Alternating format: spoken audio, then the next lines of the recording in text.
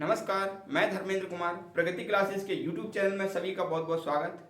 बात करेंगे प्रगति परीक्षा टेस्ट सीरीज क्रमांक 4 प्राथमिक शिक्षक चयन परीक्षा 2025।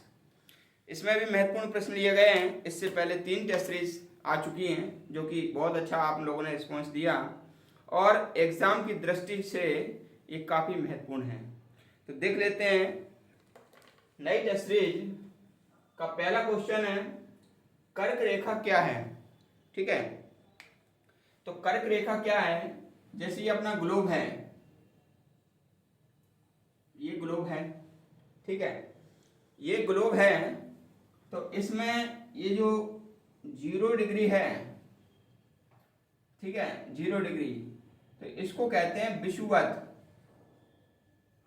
विषुवत रेखा कहते हैं इसको, ठीक है। और इसके ऊपर 23.5 डिग्री, 23.5 डिग्री उत्तर में और ये दक्षिण, ठीक है।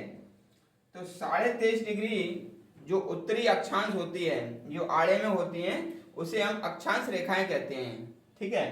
तो 23.5 डिग्री उत्तरी अक्षांश रेखा को हम कर्क रेखा कहते हैं, ठीक है। 23.5 डिग्री उत्तरी और अक्षांश, आड़ी रेखा कहेंगे अक्षांश, उसे हम कर्क रेखा कहते हैं। तो ये हमारी क्या हो गई? कर्क रेखा हो गई, ठीक है। और ये जो 23.5 डिग्री है दक्षिण में, इसको मकर रेखा कहते हैं। इसे क्या कहते हैं? मकर रेखा कहते हैं। तो आप समझ गए होंगे कि कर्क रेखा 23.5 डिग्री उत्तरी अक्षांश को कहा जाता है। अब एक प्रश्न और आता है कि जो कर्क रेखा है वो भारत के कितने राज्यों से होकर निकलती है। तो हमेशा ध्यान रखना कि कर्क रेखा भारत के 8 राज्यों से होकर गुजरती है, जो मैं आपको पहले बता भी चुका हूं, ठीक है। एक बार फिर से देख लेते हैं। इसकी सबसे पहले जो ट्रैक है वो है गुजरात, गरम, सीजे, पेटीएम, ठीक है। ये कर्क रेखा 23.5 डिग्री उत्तरी अक्षांश इन राज्यों से होकर गुजरता है। पहला है गुजरात, ये ट्रिक याद रखना, गरम, सीजे, पेटीएम। तो गुजरात, राजस्थान, मध्य प्रदेश, छत्तीसगढ़,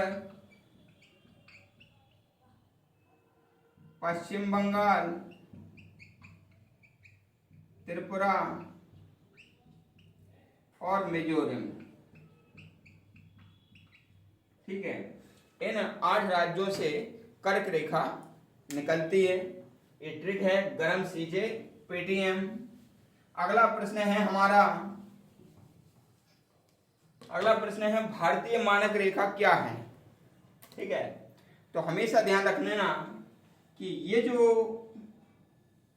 ग्लोब है, ग्लोब में ये उत्तर है और ये दक्षिण है, ठीक है। और अभी हमने क्या पढ़ा था? अक्षांश रेखाएं जो आड़े में हैं। अब जो देशांतर रेखाएं हैं वो खड़े में होती हैं, देशांतर रेखाएं ऐसे खड़े में होती हैं, ठीक है। तो जो 82.5 डिग्री है, यहां पर 82.5 डिग्री, और ये वाला रहेगा पूरब दिशा और ये रहेगा पश्चिम दिशा, ठीक है ना। तो 82.5 डिग्री पूर्वी, और ये देशांतर, खड़े में कौन सी रेखा होती है? देशांतर। तो 82.5 डिग्री पूर्वी देशांतर रेखा को हम भारतीय मानक रेखा कहते हैं। किसको कहते हैं? 82.5 डिग्री, 82.5 डिग्री पूर्वी देशांतर को हम क्या कहते हैं? भारतीय मानक रेखा या IST,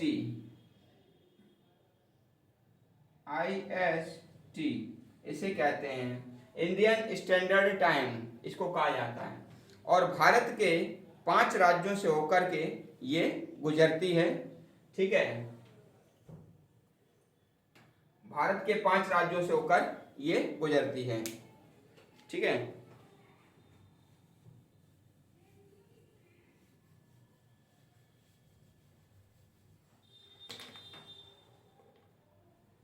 अगला देख लेते हैं, क्षेत्रफल में भारत से बड़े देश कौन से हैं। तो क्षेत्रफल में भारत से बड़े देश हैं 7, 6 हैं।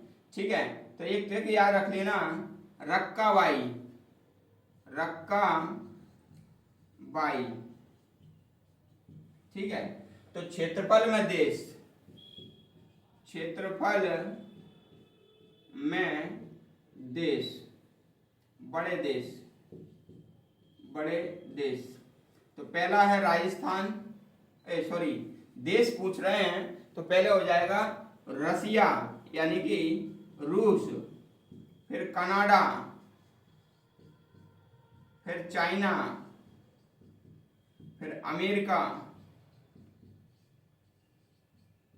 ठीक है, फिर ब्राजील, फिर ऑस्ट्रेलिया, फिर इंडिया।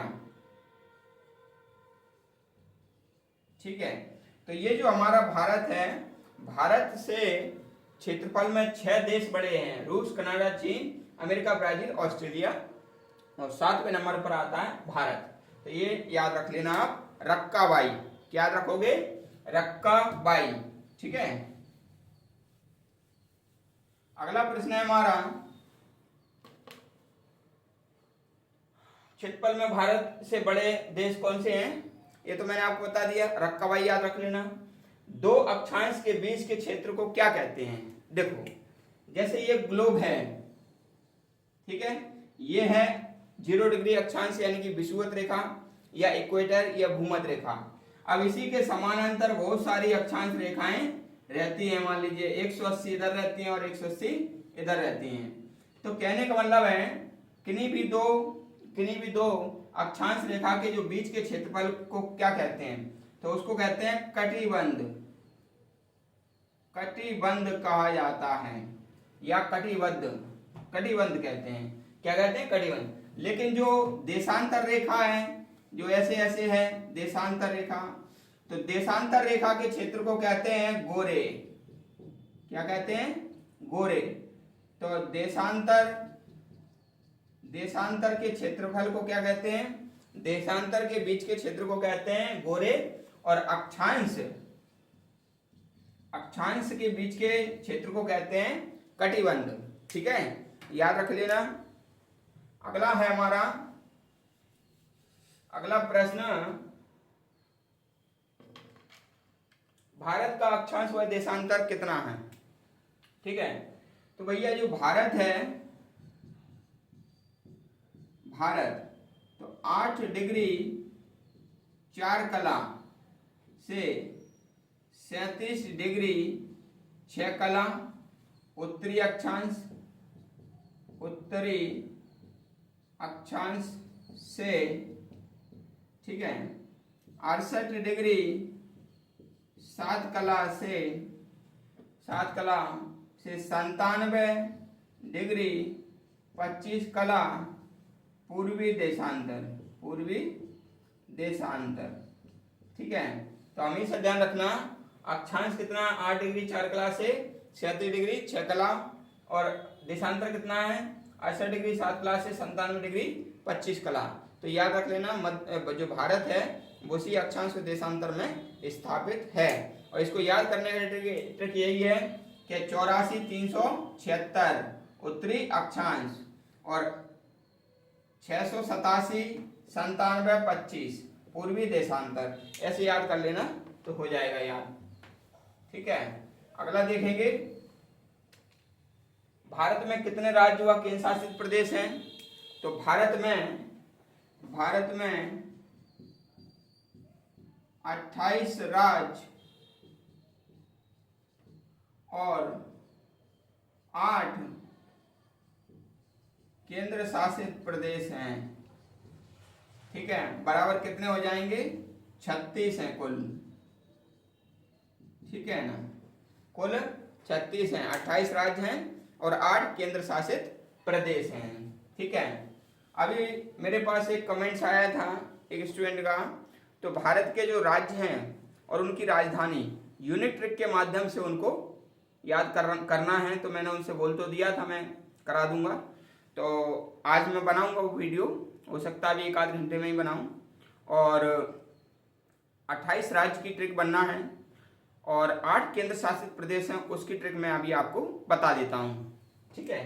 तो देखो 8 केंद्र शासित प्रदेश, 8 केंद्र शासित प्रदेश,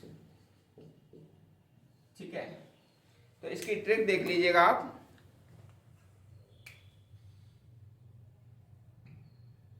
अच ददादी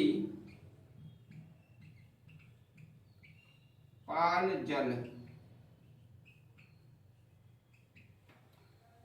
अच ददादी पाल जल, बस ये आपको याद रखना है, अच ददादी पाल जल, तो आपको 8 केंद्र शासित प्रदेश याद हो जाएंगे। आज से अंडमान निकोबार द्वीप समूह, द्वीप समूह, चा से चंडीगढ़, ठीक है, चंडीगढ़, दा से दमन द्वीप और दा से दादरा नागर हवेली, ये दोनों अभी एक हो गए हैं, ये दोनों क्या हो गए, एक हो गए, तो इसलिए इसको पहला देंगे, इसको दूसरा देंगे, इसको तीसरा देंगे, चौथा नंबर देंगे दिल्ली को, ठीक है, 5वां देंगे पांडिचेरी को, पांडिचेरी, और 6वां लक्षद्वीप, और 7वां जम्मू, और 8वां लद्दाख। तो इस प्रकार से हमारे ये 8 केंद्र शासित प्रदेश की ये ट्रिक है, अच ददादी पाल जल। और जो 28 राज्य की ट्रिक आपको बताना है वो आज मैं उसका आपको राज्य की राजधानी का ट्रिक है, आज मैं आपको वीडियो उसका अपलोड कर दूंगा, ठीक है। तो ये जो वीडियो है टेस्ट सीरीज क्रमांक 4 प्राथमिक शिक्षक चयन परीक्षा काफ़ी महत्वपूर्ण है, सभी विद्यार्थी अच्छे से इसका गहन अध्ययन करें, एक रजिस्टर नोटबुक बनाएं जिसमें सारी वीडियो आप लिखें, याद करें। वैसे याद तो कम करना पड़ेगी क्योंकि मैं यूनिट ट्रिक के माध्यम से आपको बता रहा हूँ, ठीक है। अपने दोस्तों को ये वीडियो शेयर करें ताकि सभी तक पहुँच पाए, और यदि आपका कोई क्वेश्चन है तो उस पर आप कमेंट्स करें, और सभी जो नए हैं वो चैनल को सब्सक्राइब करें, सभी में ये वीडियो पहुंचाएं, काफ़ी उनको लाभ होगा, और जो व्यक्ति नए हैं वो चैनल को सब्सक्राइब करें। वीडियो देखने के लिए सभी का बहुत बहुत धन्यवाद।